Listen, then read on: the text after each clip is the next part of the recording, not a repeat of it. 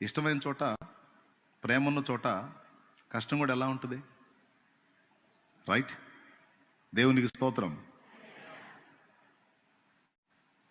ప్రారంభంలో భర్త ఒక కూర అడిగితే భార్య 3 కూరలు చేసిద్ది. అసలు కష్టం ఫీల్ అయిద్దా?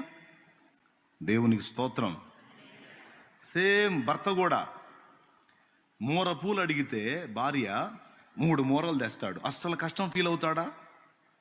స్తోత్రం. ముక్కు పొడగ అడిగితే మెడలోకి చైన్ వేపిస్తాడు. అస్సలు కష్టం ఫీల్ అవుతాడా? నో. ప్రారంభంలో వాళ్ళిద్దరికి ఉండేటువంటి ఆ ప్రేమ సరైనటువంటి పాళ్లలో ఉన్నందున, కొలతలో ఉన్నందున ఈమె కోసం ఆయన పడే ప్రయాస ఆయన కష్టం అనిపించదు. ఆయన కోసం ఏమో 3 కూరలు చేసినా 30 కూరలు చేసినా ఏమో కష్టం అనిపించదు. వచ్చిన తర్వాత కొసరు వడ్డిస్తుంటే 1 కూర అనుకున్నాను 3 చేసావే నువ్వు అంటే చాలా కష్టపడ్డట్టున్నావు నువ్వు, నిన్ను చాలా శ్రమ పెట్టినట్టున్నానని ఏం మాట్లాడితే ఏం కష్టం అండి, తినండి, ఇంకొంచెం చేసేదా, ఇది బాగుంటుంది. అసలు నాకు ఇదేం కష్టం, అసలు నాకేమనిపించలే, అసలు మిమ్మల్ని జ్ఞాపకం చేసుకుంటూ చేశాను, అసలు నాకేమనిపించలే.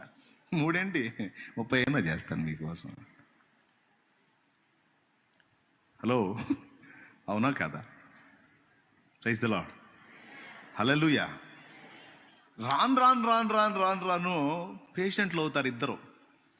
అంటే ఉండాల్సిన సమతుల్యత దెబ్బతిని ఇది ఫస్ట్ లవ్ ఎఫెక్ట్ అయ్యి ఇద్దరికి ఒకరికొకరు పెనుభారం అయిపోతారు.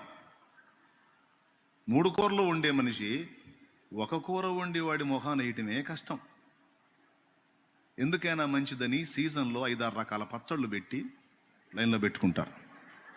దేవునికి వందనాలన్న, దేవునికి స్తోత్రం కలుగును గాక. ఏం చేస్తారు? 5-6 రకాల పచ్చళ్ళు చేసి జాడీలుగా పెట్టుకొని లైన్లో పెట్టుకుంటారు. ఎప్పుడు ఈ విధవాయికి 3-4 రకాల కూరలు యాడ్ చేసి పెట్టేది. ఒక్కోసారి ఏం చేస్తుంది తెలుసా? ఏ కూర వండకపోతే ఏ టీవీ సీరియల్ చూస్తానో ఎందులోనో లేదా పిచ్చాపాటి మీటింగులోనో ఉండి కూర చేయటం వల్ల కాలేదనుకో, కొంతమంది తెలివైన వాళ్ళు భర్త వచ్చేటప్పటికి అట్లా వండుకుంటారు. ఏమ్మాయి ఏంది అలా పండుకున్నా, ఏంది కొంచెం బాగాలేదు,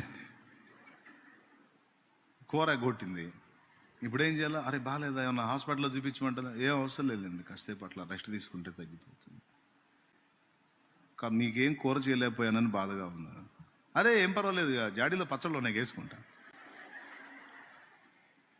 కొంతమంది ఈ టైపులో కవర్ చేస్తే కొంతమంది డైరెక్ట్గానే చెబుతారు, కూర చేయలే, ఏంది రోజు చేయట్లేదా, ఏంది పచ్చడి వేసుకొని తిను. హల్లెలూయా. యథార్థం మాట్లాడుకుందాం, అవునా కదా?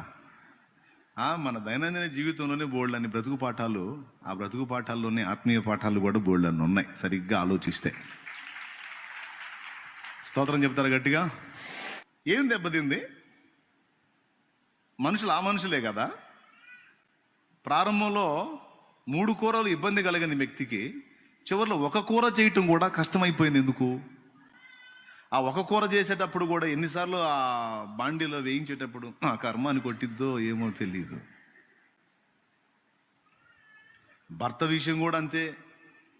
అంతకుముందు ఎంత చేసినా కూడా ఆమెకి ఏముందమ్మా ఇదే ఉంది అనే మనిషి నీకోసం నా బతుకంతా ధారపోసాను కదా దరిద్రపుదాన అని సణుగుతా గొణుగుతా వాగుతా ఉంటాడు. ఎందుకు ఇద్దరు ఇట్లా పేషెంట్లు అయిపోయారు? ఫస్ట్ ఉన్న టైప్ ఇప్పుడు ఎందుకని లేరు? ఇద్దరికి ఏం రోగం వచ్చింది అంటే ప్రేమ అనేది తగ్గిపోయింది. ప్రేమ తగ్గినప్పుడు ఏది చేయాలన్నా మహా కష్టంగా ఉంటుంది. ఇప్పుడు సింపుల్గా అర్థమైంది. ప్రేమ ఫుల్గా ఉందనుకో ఎంతైనా చేయబుద్ధి అయిద్ది. ఏమీ నొప్పి అనిపించదు, ఏమీ ప్రయాస అనిపించదు, ఏమీ కష్టం అనిపించదు, ఏమీ భారం అనిపించదు, ఏమీ ఇబ్బంది అనిపించదు. అది ఎప్పుడైతే ఎఫెక్ట్ అయిందో ఆటోమేటిక్గా అన్నీ కష్టమే. కనీసం సహజీవనం కూడా కష్టమే, కలిసి మాట్లాడటం కష్టమే, కలిసి గడపటం కష్టమే, కలిసి తినటం కష్టమే, కలిసి ఉండటం కష్టమే. చేస్తూ ఉంటారు, అన్నీ చేస్తూనే ఉంటారు, కుటుంబంలో బాధ్యతలు కదా, ఏం చేద్దాం, దొల్లిపోతుంది చేస్తున్నా అన్నట్టుగా ఉంటుంది. మ్యారేజ్లో జోక్ చెప్తూ ఉంటాను నేను. కొత్తగా పెళ్ళైన భార్యాభర్తలు వైట్ అండ్ వైట్ వేసుకొని, చట్టా పట్టాలు వేసుకొని, ఒక తార్ రోడ్డు మీద జోరును వర్షం పడుతుంటే అతుక్కొని వస్తున్నారంట. ఏం పాట పాడుకుంటూ వస్తున్నారు మొత్తానికి.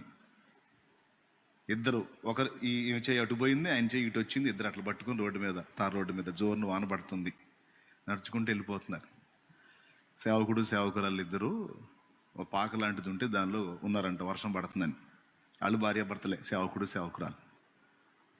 వీళ్ళు కొత్త జంట, వాళ్ళు రోడ్డు మీద వెళ్తున్నారు. పాస్టమ్ గారు చూసి ముచ్చటపడి, ఏమండి క్రొత్త జంట అనుకుంటాను, క్రొత్తగా పెళ్ళైనట్టుంది, అసలు వాళ్ళు ఎంత అన్యోన్యంగా ఉన్నారు కదా, అసలు వాళ్ళు హత్తుకున్నారు కదా, వారి మధ్య గాలి కూడా జొరబడే అవకాశం లేదు కదా, ఏమంటారు అందట. అప్పుడు ఆయన అన్నాడు నిట్టూరు పిడిచి, ఇప్పుడు గాలి కూడా జొరబడదు, ఇంకో సంవత్సరం తర్వాత వాళ్ళ మధ్య గడ్డి లారీ కూడా పోయిద్ది అన్నాడు.